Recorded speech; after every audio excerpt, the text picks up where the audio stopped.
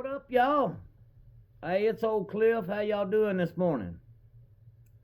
Hey, I had somebody ask me the other day about if I had any escape stories or anything like that, and um, I only had that one where George, this guy down at Kilby, he liked to do that ice, boy. He'd get, wound up, and he washed everybody's clothes and stuff, or he washed clothes for a hustle, and so I get up one morning and George is his rack cleaned out. And I was like, damn, George transferred last night. He was like, nah, he's down there in the mental ward.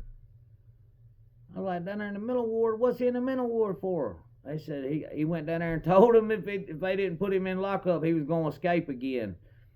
And I said, what do you mean escape again? And they said, oh, you never heard about when George escaped? And I said, no. I said, what'd he do? They said he climbed a damn fence and made it about 30 minutes, and they brought him right back. Yeah, he didn't even make it 30 minutes outside of prison. He run off in a briar patch and said the briars was eating him up, and he just gave up. But yeah, that was it. And like I said, I wasn't there when that happened. We was just told about it, but George did go down there, and I was there when he went down there and told him, hey, if y'all don't put me in lockup, I'm finna escape again. So you know what they done? They put his ass in lockup, and they put him on that Thorazine. And so when they let him out of lockup, I remember me and Gus was walking the yard out there. It was cold, man. I'll never forget. It was cold. When you talk, you could see your breath. And there was a guard in a gun tower up there. And old George just walking around, and man, he was just. And so, what about it, George? And he'd be like, hey. And then usually he was right the opposite. He was wiry, wound up, talking, cutting, but that Thorazine put a hurting on him, boy. That shit, it'll. In Alabama prison, they call it the Thorazine Shuffle. Like you'll know when somebody's on that Thorazine, like they don't move too fast. But I was also telling the guy how at Decatur work release, you can walk right out of that thing. You call somebody up, say, hey, pull over there behind that barbecue shop next door. And then you can just catch a guard when he ain't in that little thing and just walk out. It ain't no big deal over there. It is once you do it now. Once count time rolls around and your ass ain't in that rack, then they sound the alarms or whatever, and they go looking for you. But or a lot of people that live close, say if you live in Decatur and you got a prison sentence and they send you to Decatur, a lot of people will get their girlfriend to come pick them up and take them to lunch, take them to work and bring them back, whatever. And then, sometimes they may not come back. They may leave out in the morning, sign out, and then just not come back, And then I've seen people just walk out, call somebody to come get them, and tell them, hey, park behind the barbecue shop. There's a barbecue shop right there by Decatur work release.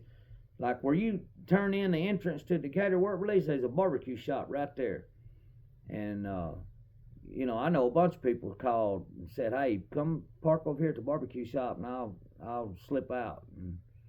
But Decatur wasn't hard to escape from at all because, like I said, it was a work release. And it did have a fence around it, but it wasn't impenetrable, or however you say. You can get out, put it that way. And so yeah, I never seen anybody escape though. Not seen it, I know George was thinking about it and he told staff he was going to, but now I know people that have escaped, people that like I knew, grew up with, or things like that, or went, used to hang out with, but I never really seen anybody escape. But yeah, it's not hard to do at work. If you ever notice, most of the time when you see escaped inmates in Alabama, it'll be from a work release. See, because it's hard to get out of them level 4s, man.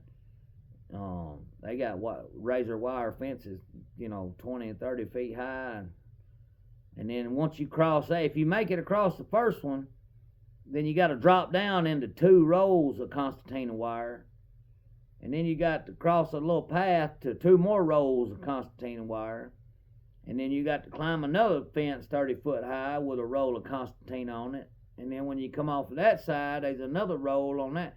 So basically, if you get over them 3 or 4 fences, your ass gonna be cut up, unless you got plenty of clothes to throw over them or something. But I remember we used to walk around Ventress and look at the fence and just be like, man, you ain't no way you getting out of that mug right there. And then they got a place just big enough for a vehicle that drives around Ventress. It just drives around and shines the lights, you know what I mean? And then they got dog kennels up on the back where I guess they used to, I don't know if there's drug sniffing dogs or what, but you know, they used to have like bloodhounds and shit for when people escaped.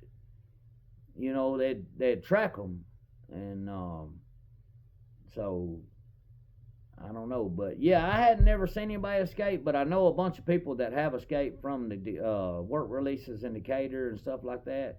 So yeah, it's not hard because, like I said, the work releases are low security, custody, and they not real strict at the work releases like they are at the level 4s and level 5s. So you got a much better chance. You can get a good 4 or 5 hours, 6 hour head start on them from the work release, but they always gonna catch you.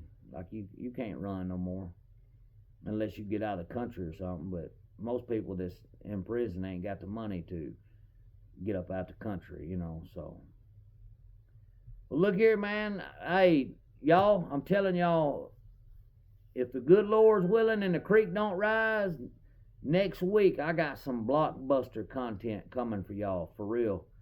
I got some stuff that y'all gonna love. Yeah, hey, man, for real. I don't want to jump the gun and get too excited and something go wrong, because there's still a lot of time between now and then. But the plans are, I'm locked in, I'm going. I'm gonna bring y'all some real raw ass, unfiltered prison content. So y'all hang in there.